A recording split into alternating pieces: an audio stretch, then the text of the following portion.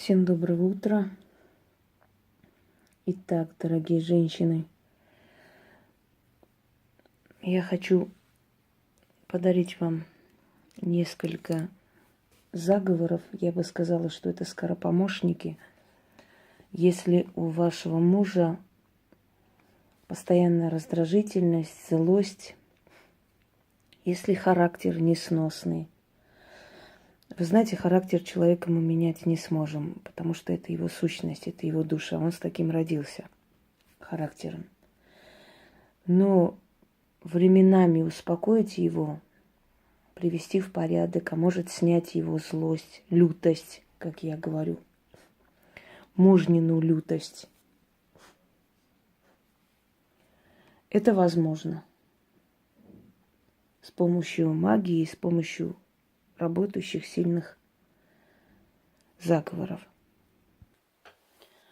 А поскольку все работы, которые я вам дарю, они очень сильны, если их правильно выполнить, то у вас может наступить тишь да лад дома.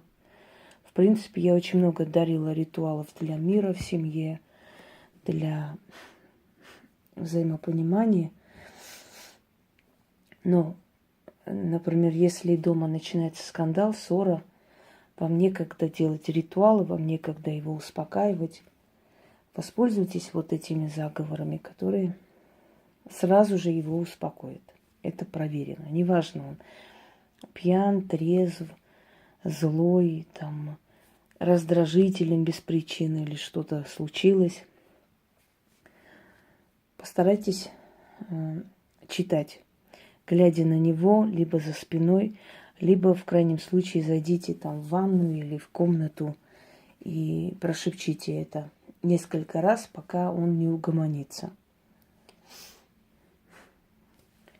Если муж устраивает дома скандал без причины, глядя на него или спину ему начитайте тихонечко. Или, опять же говорю, если выхода нет, зайдите в другую комнату, там начитайте несколько раз, 3 раза обычно, 6 раз, и вернитесь обратно, он успокоится. Бабка Соломонида, зашей его уста, злость угомони, ссору останови, наведи мороку с любого бока, отведи глаза, разум мне подчини, оскал в улыбку преврати, злость в любовь оберни, покой его душе верни, да будет так. Это первый вариант. Следующее. Возьмите красную нить шерстяную. Желательно, чтобы у вас дома была шерстяная нить, потому что на красную шерстяную нить очень много чего делается. Узлы, их еще называют наузы. Но наузы немножко по-другому делается. Это узелковая магия. Она издревле известна. Правда, поддается она не всем, но такие, знаете, элементарные, казалось бы, вещи можно сделать. На 3 узла нужно завязать, то есть связать 3 узла. И каждый раз на каждый узел говорим следующий. Первым узлом твою злобу связала, вторым узлом уста твои угомонила, третьим узлом тебе себя подчинила. Да будет так. Аминь. И положите это в карман, носите с собой весь день, пока он не угомонится. Он успокоится быстро. Это на быструю помощь. Поэтому и называются скоропомощники. Как только все уладится, он успокоится, можете эту нить сжечь. Куда-нибудь едете, вы знаете, что там скандал предстоит, или, может быть, вы переживаете, боитесь, чтобы он не перебрал. Точно так же начитайте и носите с собой то есть эту нить. Пока вот эти узелки есть, они связывают его волю, понимаете? Вы энергетически связали его волю. Почему я даю эти заговоры женам? Потому что им можно это делать. Они имеют законное право начитывать на своего супруга, потому что они связаны судьбой и смогут воздействовать на него. Кстати, хочу вам сказать, что вот в моих ритуалах и заговорах, которые я недавно подарила вам, бросить пить. Первый ритуал на воду из 3 источников. Это можно делать дома, как бы, как я вас учила, но в то же самое время можно начитывать на него, когда он садится есть, пить, когда вы идете в кафе, в ресторан, да хоть в гости. Читайте на него тайком. Вот отойдите, скажем, к подоконнику, якобы смотрите туда, на улицу, можете хоть с телефона читать этот заговор. Читайте, начитывайте один раз, идите, садитесь. Каждый раз, как он начнет наливать, делайте часто. И этот человек пьянеть не будет, вообще не будет.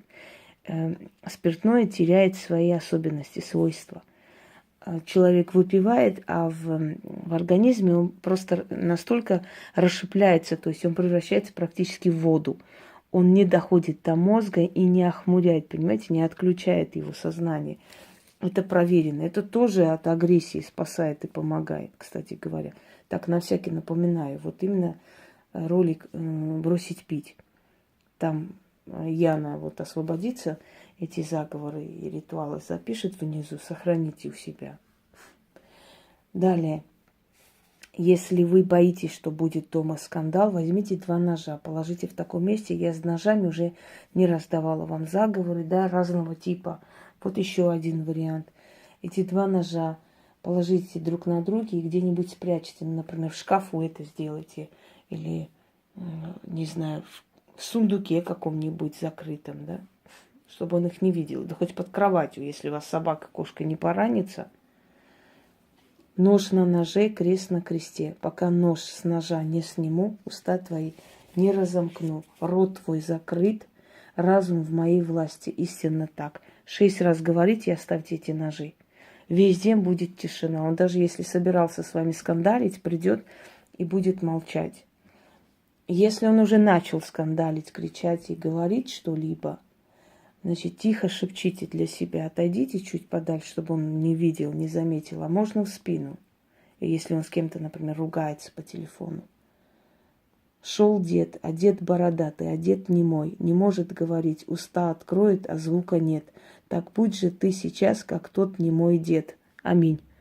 Читайте несколько раз, и он онемеет, он действительно замолчит, а точнее заткнется. И ваш день пройдет спокойно. Дальше еще один шепоток. Смотрите на него в спину или отойдите на расстояние от него, чтобы он не заметил, не понял, что вы делаете. И говорите: от мамки своей родился слепым, будь сейчас на время немым. Говорите столько раз, пока он не успокоится. Можно 3 раза, можно 10 раз. Видите, что у него гнев начинает спадать. И последний раз, когда скажете, в конце добавьте «Аминь». То есть только в последний раз, когда будете говорить. Но если первый раз скажете, не страшно, но желательно, чтобы вы соблюдали все правила, тогда у вас действительно результат будет намного лучше. Следующий момент, когда у вас муж часто ругается. Читайте над его рубашкой, или когда он дома, отойдите в другую комнату, читайте. Над его фотографией читайте. Насколько возможно, часто читайте. В течение месяца его сквернословие потихоньку сойдет на нет. Черт попу говорит: сквернословь, батюшка. А батюшка ему в ответ: мне моя вера не велит сквернословить. Я не сквернословлю, не кричу, не матерюсь. И его имя не велю сие делать. Аминь. Читать нужно 13 раз. Каждый раз желательно по 13 раз. Или он дома вот 13 раз прочитали, над его рубашкой 13 раз прочитали, над его фотографией. Сделайте это несколько раз в день, насколько часто вспомните. Потому что эти вот страсти внутри человека, да, вы энергией своей давите на вот эти страсти, низменные, нехорошие привычки мужчины, и потихоньку это сходит на нет. Я не скажу, что он материться совершенно перестанет, но, по крайней мере, обидные слова вам говорить не будет, потому что мы, женщины, так устроены, что если нас действительно задеть, причинить боль, мы можем и проклятий сыпать, и эти проклятия могут и сбываться, понимаете? Далее. Угомоните агрессию человека. Это можно применить не только к мужу. Про себя читать. Когда вы чувствуете, что на вас воздействует, что он вас пытается оскорбить, унизить. Как стадо овец перед волком робеет, так и ты передо мной робей и отступись. Истинно так. Читать нужно 3 раза, 6 раз, 13 раз и так далее. Дальше. Дома, если начинают предметы летать, и злоба уже переходит грань, откройте окно и прошепчите 4 раза. Слушай, пророк, тебя ждет твой Бог. К нему иди и гнев мужа моего с собой забери. Аминь. Сразу успокоиться. Это очень сильные работы, даже если кажется, что они простые в применении, даже если кажется, что они как бы несложные, да, сами по себе. Они несложные, потому что я, грубо говоря, подгоняю их под обычного человека, чтобы они помогали ему и чтобы можно было человеку обычному их трогать и воспользоваться. Дорогие друзья, то, чем я занимаюсь, называется магией. То, чем вы занимаетесь, называется просить помощи у сил. Разница огромная. Учтите это. Вы, скажем, поклоняетесь силам. Я служу. Как в древние времена люди приходили, поклонялись, кланялись богам, кланялись силам, да, алтарям и просили, и получали, точно так же вы сейчас делаете те же самые, скажем, движения, которые совершали ваши предки. Вы поклоняетесь этой силе, вы просите и получаете. Я занимаюсь и служу этим силам. Это просто ответ на вопрос, а можно ли нам? Можно, если я вам дозволяю, если я вам дарю, если это через меня вам передано. Это для вас безопасно и в помощь. Пользуйтесь на здоровье. Всем удачи. Да, и пусть наступит мир в ваших семьях.